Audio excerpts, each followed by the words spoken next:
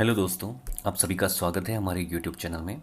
आज हम जो टॉपिक पढ़ने जा रहे हैं वो बहुत ही महत्वपूर्ण टॉपिक है। इस टॉपिक का नाम है प्रोटीन कुपोषण। और ये टॉपिक जो है आपकी सभी प्रकार की भर्तियों में, चाहे वो रीट लेवल फर्स्ट हो, REET level second, science math हो, आरएएस हो, आरपीएससी का कोई एग्ज़ाम हो, एलडीसी हो, पटवारी एग्ज़ाम हो, कांस्टेबल हो, सभी प्रकार की भर्तियों में ये टॉपिक आपके पूछा जाता है। और आज मैं टेंथ जो आरबीएससी की बुक है उससे ही टॉपिक आपका कवर करूँगा। क्लास टेंथ वालों के लिए भी इम्पोर्टेंट है ये। तो प्रोटीन कुपोषण समझने से पहले हम कुपोषण वर्ड का मतलब समझते हैं, मलन्यूट्रिशन क्या होता है। तो कुपोषण का जो अर्थ होता है, पोषण बराबर मात्रा में प्राप्त नहीं होना, उसको कहते हैं कुपोषण। सुपोषण का विपरीत है कुपोषण। ठीक है। तो एक तो आपने पढ़ा होगा संतुलित भोजन, बैलेंस डाइट। संतुलित भोजन क्या होता है, ठीक है ना। तो संतुलित भोजन वह भोजन होता है जिसमें भोजन के सभी आवश्यक पोषक तत्व, कार्बोहाइड्रेट, प्रोटीन है ना, फैट जो होती है, वसा है, ठीक है, उसके अलावा खनिज लवण जल है ना, विटामिन्स हैं, ये सभी जो पोषक तत्व हैं अगर भोजन के ये बराबर मात्रा में अगर उपस्थित हैं तो वह भोजन संतुलित भोजन कहलाता है। अगर इनमें से किसी भी पोषक तत्व की क्या हो जाए, कमी हो जाए, तो वो कहलाता है आपका असंतुलित भोजन। क्या कहलाएगा वो? असंतुलित भोजन। और अगर ये असंतुलित भोजन हमें लगातार मिलता रहे तो हम किसके शिकार हो जाते हैं? कुपोषण के शिकार हो जाते हैं। ठीक है। तो कुपोषण का मतलब समझ में आया। पोषण बराबर मात्रा में नहीं मिलना क्या कहलाता है? कुपोषण। या भोजन के किसी भी पोषक तत्व की अगर हमारे भोजन में क्या हो जाए, कमी हो जाए, कोई भी न्यूट्रिएंट्स हमारे पोषक तत्व या न्यूट्रिएंट्स क्या हो जाए हमारे भोजन में, उसकी कमी हो जाए तो उसको कहेंगे कुपोषण। अगर प्रोटीन की कमी हो तो इसको कहेंगे हम प्रोटीन कुपोषण। तो आज बात करेंगे हम प्रोटीन कुपोषण के कारण में। प्रोटीन जो है हमारे शरीर का, ठीक है ना, बहुत ही इंपॉर्टेंट रोल प्ले करता है हमारे शरीर में। हमारे भोजन में प्रोटीन लेना हमें बहुत ज़्यादा ज़रूरी है। क्यों ज़रूरी है वो चीज़ आज समझेंगे। अगर प्रोटीन नहीं लेंगे तो कौन कौन से रोग होंगे, ठीक है। तो ये सारी चीज़ें हमें पढ़नी है। आपको बहुत सारे लोग जिम वगैरह में भी जाते हैं तो वहाँ पर भी आपको ये चीज़ सजेस्ट की जाती है कि आपको ज़्यादा से ज़्यादा मात्रा में प्रोटीन लेना है। प्रोटीन जितने मात्रा में लेते हैं, मसल स्कैन करते हैं उतने, क्योंकि हमारी जो कोशिकाएं हैं, ठीक है, उनका निर्माण जो है वो प्रोटीन से होता है। ठीक है। तो प्रोटीन पर डिपेंड होती हैं वो निर्माण के लिए। तो इसलिए कोशिकाओं की मरम्मत के लिए, इसकी टूट फूट की जो भी मरम्मत होती है, रिपेयरिंग होती है, उसके लिए प्रोटीन बहुत ज़्यादा ज़रूरी है। ठीक है। तो प्रोटीन कुपोषण को समझते हैं। अब हमारे टॉपिक पर आते हैं कि गरीबी के कारण जो लोग होते हैं भोजन में प्रोटीन बराबर मात्रा में नहीं ले पाते हैं और क्या हो जाएंगे, वो कुपोषण का शिकार। इस प्रकार के कुपोषण को कहते हैं प्रोटीन कुपोषण। ठीक है। और ज़्यादातर इसमें जो प्रभावित होते हैं वो होते हैं छोटे बच्चे। कौन से बच्चे प्रभावित होते हैं? छोटे बच्चे प्रभावित होते हैं। अब उनके प्रभावित होने का रीज़न क्या है? क्योंकि वो बराबर भोजन नहीं कर पाते हैं, ठीक है, या उनके जो माता पिता हैं, पेरेंट्स हैं, वो बराबर उन पर ध्यान नहीं दे पाते हैं, न्यूट्रिशन उनको नहीं दे पाते हैं। ठीक है। तो गरीबी के कारण भी हो सकता है ये, या लापरवाही की वजह से भी हो सकता है। और खास करके गर्भवती महिलाएं जो होती हैं, है ना, उनमें उनको अपने बच्चे को भी फीड करवाना होता है जो उनके गर्भाशय में होता है। और किशोरावस्था जो कि टीनेज होती है उसके अंदर हमारा शरीर जल्दी ग्रो करता है और इसलिए हमें प्रोटीन ज़्यादा चाहिए, क्योंकि हमारे शरीर की वृद्धि और विकास के लिए, ग्रोथ के लिए, डेवलपमेंट के लिए प्रोटीन बहुत ही ज़्यादा इंपॉर्टेंट न्यूट्रिएंट्स माना गया है। सबसे ज़्यादा इंपॉर्टेंट आवश्यक पोषक तत्व माना गया है किशोरावस्था में। ठीक है। तो प्रोटीन की कमी से जो रोग होता है उसका नाम मैं यहाँ पर बता रहा हूँ, वो है क्वाशियोरकर रोग। ठीक है। ये एग्जाम में पूछा गया है बहुत बार कि प्रोटीन की कमी से कौन कौन से रोग होते हैं, तो उसमें ये ऑप्शन दिए हुए देखे होंगे आपने। एक तो होता है क्वाशियोरकर, दूसरा होता है मैरस्मस। अब इन दोनों रोगों के लक्षण आपको याद रखने हैं। दोनों रोग होते प्रोटीन से, लेकिन लोग दोनों के लक्षण जो हैं वो क्या है, डिफरेंट है थोड़े से। कुछ लक्षण जो हैं वो सेम है। अब क्वाशियोरकर की बात करते हैं तो क्वाशियोरकर में बच्चे का पेट फूल जाता है, भूख कम लगती है, स्वभाव थोड़ा सा चिड़चिड़ा हो जाता है। स्वभाव कैसा हो जाता है इसका? चिड़चिड़ा हो जाता है स्वभाव। ठीक है। और त्वचा जो होती है उसकी पीली हो जाती है, शुष्क हो जाती है, काली भी हो जाती है, साथ में धब्बेदार भी हो जाती है और फटने लगती है। तो स्किन जो होती है पीली, शुष्क, काली, धब्बेदार होकर के क्या करने लगती है? फटने लग जाती है। ठीक है। और बच्चे का पेट क्या हो जाता है? फूल जाता है, भूख लगती नहीं है। ठीक है। स्वभाव कैसा हो जाएगा? चिड़चिड़ा हो जाएगा। तो ये हो गया आपका क्वाशियोरकर के लक्षण। अगर प्रोटीन की कमी है, लेकिन प्रोटीन के साथ में अगर वो भोजन के अंदर पर्याप्त मात्रा में एनर्जी नहीं ले रहा है, यानी कार्बोहाइड्रेट की ऊर्जा कहाँ से मिलती है, ऊर्जा की कमी कहाँ से होगी? अगर वो क्या नहीं लेगा, कार्बोहाइड्रेट नहीं लेगा, ठीक है ना, फैट नहीं लेगा यानी वसा नहीं लेगा, तो इन दोनों चीज़ों से हमें क्या मिलती है? एनर्जी मिलती है। हमारी बॉडी जो होती है सबसे पहले किससे एनर्जी प्राप्त करती है? कार्बोहाइड्रेट से। उसके बाद अगर कार्बोहाइड्रेट खत्म हो गया तो उसके बाद किसकी ओर जाएगी?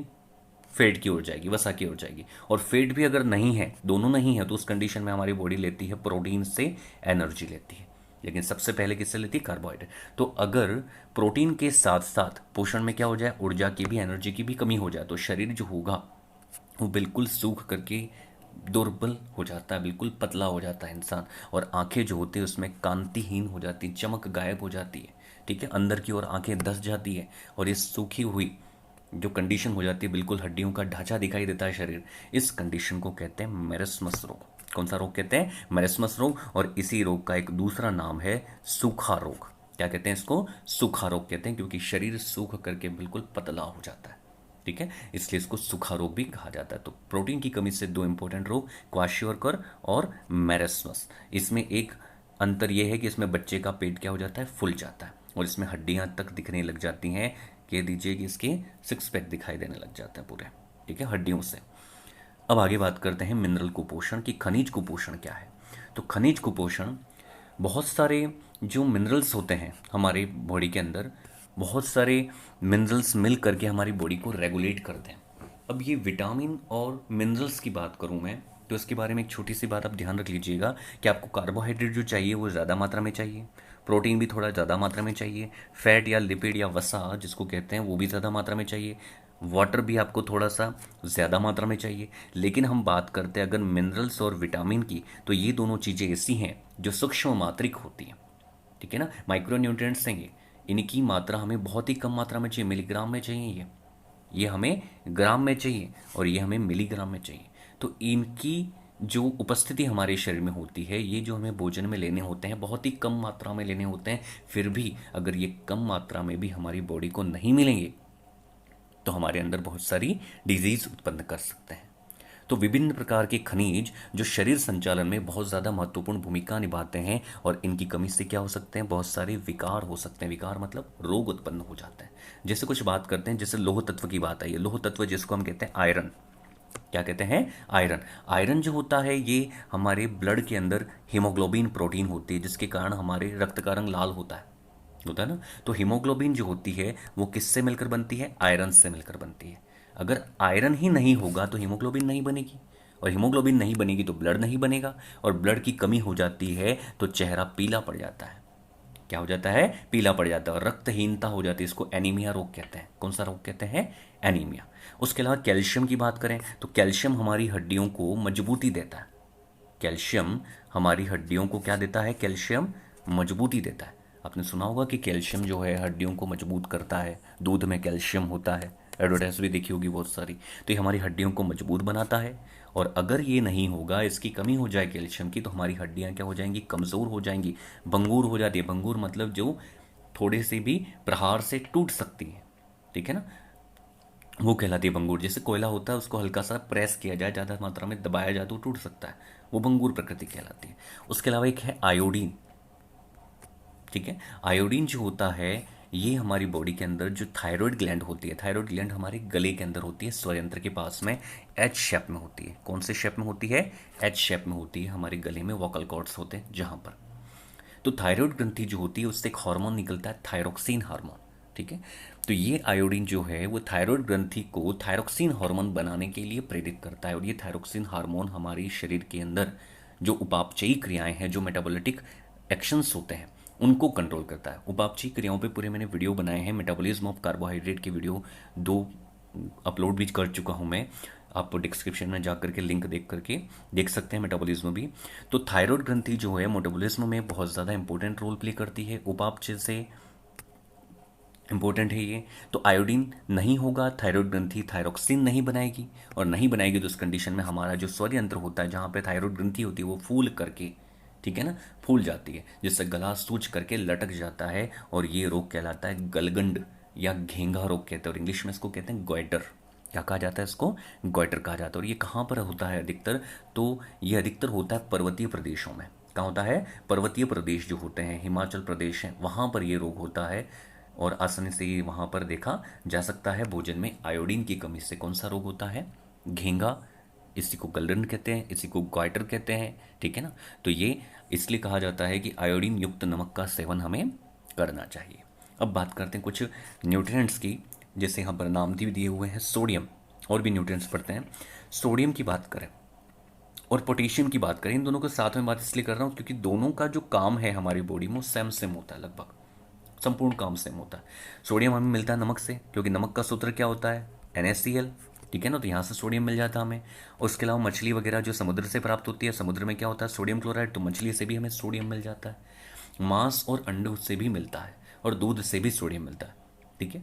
तो सोडियम का काम क्या है, ये हमारी मांसपेशियाँ जो होती हैं, हमारे जो मसल्स होते हैं उनमें कॉन्ट्रैक्ट को, जो कॉन्ट्रैक्शन होता है मांसपेशी के अंदर, संकुचन जिससे हम गति करते हैं, है ना, तो उसके अंदर ये इंपॉर्टेंट रोल प्ले करता है सोडियम। उसके अलावा तंत्रिकीय आवेग का संचरण, जो हमारे न्यूरॉन जो होते हैं, जो हमारी तंत्रिका कोशिका की इकाई होती है, तंत्रिका तंत्र की इकाई होती है, तंत्रिका कोशिका जिसको न्यूरॉन कहते हैं, जिसके द्वारा सूचनाएं मस्तिष्क तक जाती हैं हमारे, ठीक है। तो वो आवेगों के रूप में जाती है, किसके रूप में जाती है, आवेग या सिग्नल के रूप में जाती है। तो सिग्नल को भेजने का काम भी कौन करता है, सोडियम करता है। उसके अलावा शरीर का विद्युत अपघटन, जो इलेक्ट्रोलाइसिस होता है हमारी बॉडी का, जिससे हमारी बॉडी को क्या मिलती है, एनर्जी मिलती है।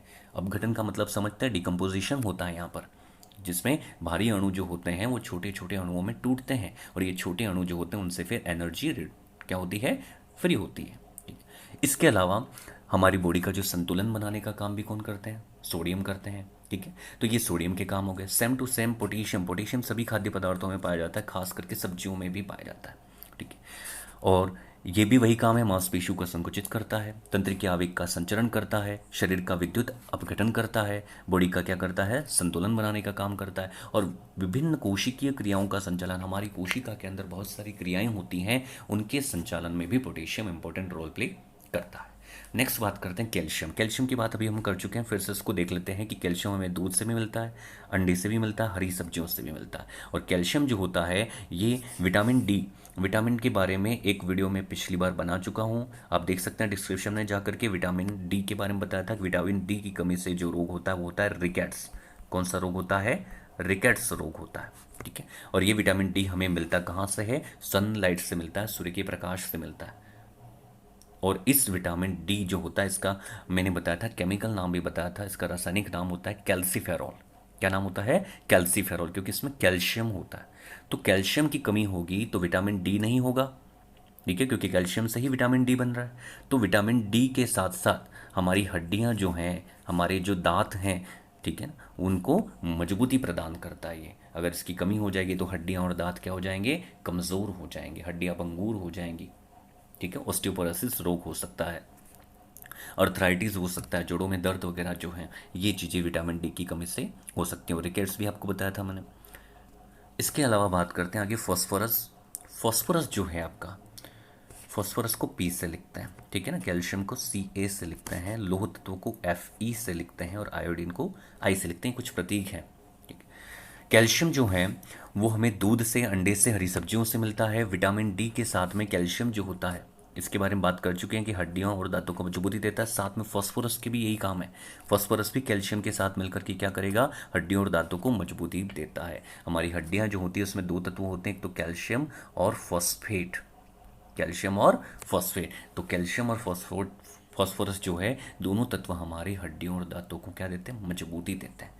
इसके अलावा लोह तत्व की बात हम पहले कर चुके हैं, फिर से देख लेते हैं। रुधिर के अंदर, रक्त के अंदर, हमारी ब्लड में हीमोग्लोबिन का निर्माण करने के लिए, और साथ में क्या करेगी, हीमोग्लोबिन जो होती है वो किसके साथ जुड़ेगी, जो ऑक्सीजन हम किसके थ्रू लेते हैं, रेस्पिरेशन के थ्रू लेते हैं, ठीक है ना। तो वो ऑक्सी हीमोग्लोबिन के रूप में क्या करती है, ये हीमोग्लोबिन ऑक्सीजन को पूरी बॉडी के अंदर हर कोशिका तक पहुंचाती है, ताकि हर टिश्यू तक, हर कोशिका तक ऑक्सीजन पहुंचे। और इसको कहते हैं ऊतकों का ऑक्सीकरण, ठीक है ना। ऊतकों का क्या कहते हैं, ऑक्सीकरण या ऑक्सीडेशन कहते हैं। लास्ट जो बचा है वो आपका है आयोडीन। आयोडीन हमें नमक से मिलता है, समुद्री भोजन से भी मिलता है, ठीक है। तो यहाँ से ये सारी चीज़ें हमें मिलती हैं, जली मछली वगैरह, काला नमक है, इन सब से मिलता है। और ये आयोडीन बता दिया कि थायराइड ग्रंथि को थायरोक्सिन हार्मोन बनाने के लिए क्या करेगा, प्रेरित करेगा। क्या करेगा, प्रेरित करेगा। तो थायरोक्सिन हार्मोन उपापचयी क्रियाओं में इंपॉर्टेंट रोल प्ले करता है। आयोडीन की कमी से कौन सा रोग होता है, गलगंड, घेंगा या ग्वाइटर रोग होता है। अब आगे बात करते हैं, कुछ स्लाइड में दिखाना चाहता हूँ आपको कि क्वाशियोरकर और जो मेरस्मस है, अब ये जो रोग का लक्षण आपको दिखाई दे रहा है, इसमें दो डायग्राम आपको दिखाए गए हैं। तो ये जो क्वाशियोरकर है और ये क्वाशियोरकर है जिसमें पेट फूला हुआ है, ठीक है। और ये हड्डियों का ढांचा जो दिख रहा है, उसमें आपको बच्चा जो दिख रहा है, हड्डियों के ढांचा दिख रहा है बिल्कुल उसके शरीर में। तो ये आपका जो है वो मेरस्मस रोग के लक्षण है। साथ में एक युवक भी आप देखिए यहाँ पर, जिसमें शरीर में एक एक हड्डी उसकी साफ साफ दिखाई दे रही है। तो प्रोटीन की कमी से क्वाशियोरकर में बच्चे का पेट फूलेगा, भूख कम लगती है, स्वभाव चिड़चिड़ा हो जाता है, त्वचा पीली, शुष्क, काली, धब्बेदार होकर के फटने लगती है, सूख जाती है स्किन जो होती है, उसका जो मॉइस्चर होता है वो गायब हो जाता है बिल्कुल, ठीक है। तो ये, इसके अलावा एक और स्लाइड है, ये भी देखिएगा कि प्रोटीन के साथ में अगर पोषण की कमी हो जाए तो शरीर सूख करके क्या हो जाता है, दुर्बल हो जाता है, आंखें कांतिहीन हो जाती हैं, ठीक है, अंदर धस जाती हैं। उसको कहते हैं मेरस्मस। और मेरस्मस को कहा था हमने, ये सूखा रोग है। कैसा रोग है? सूखा रोग है। तो आगे भी आपकी ये वीडियो चालू रहेगी, रेट लेवल सेकंड साइंस की, ठीक है। साथ में पटवारी की भी मैं डाल रहा हूँ आपके वीडियो वगैरह, सिलेबस वगैरह, आप टच में रहिएगा सारे। और चैनल को, अगर आपको वीडियो पसंद आई है, चैनल को लाइक कीजिएगा, सब्सक्राइब कीजिएगा, शेयर भी कीजिएगा। धन्यवाद। जय हिंद।